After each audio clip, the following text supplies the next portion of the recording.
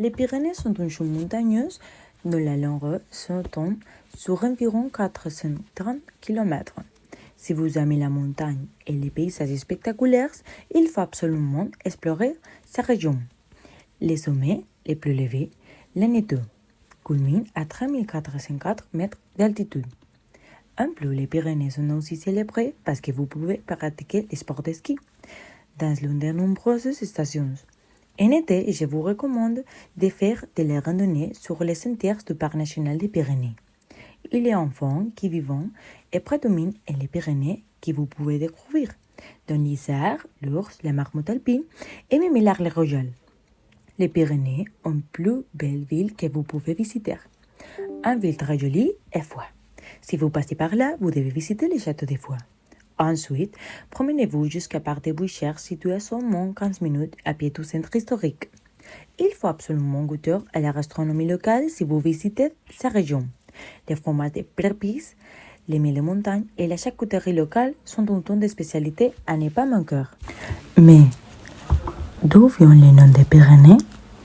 Il était une fois, au début du temps, vivait un peuple appelé les Périades.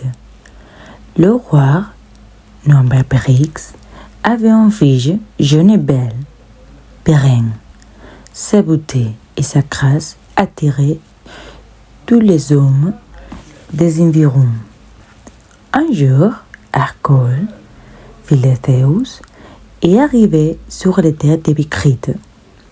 Connu par sa renommée, Pépris le roi l'invita à un festin. Et là, il a rencontré Pyrène. Hercule et Pyrène ont commencé à avoir une histoire d'amour secrète. Ils se rencontraient dans la forêt chaque jour d'été. Lors, le tout arrivé. Hercule attend Pyrène dans leur lieu habituel. Mais, soudain, il aperçut un sombre perchage dans les cris des oies sauvages.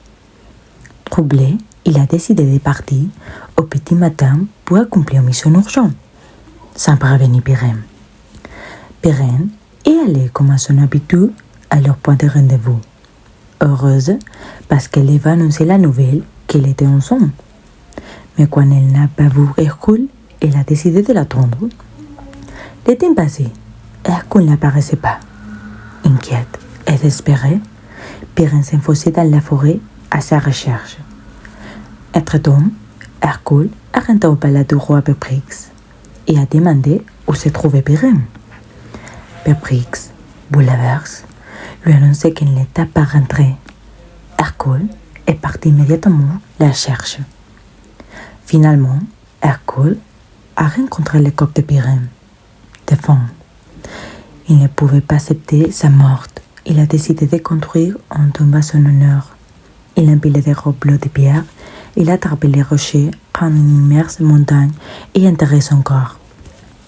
Puis, Hercule prononça quelques mots. Et il disait que ces montagnes où il se trouvait pour les rester de l'éternité s'appelleront les Pyrénées, du nom de son bien-aimé.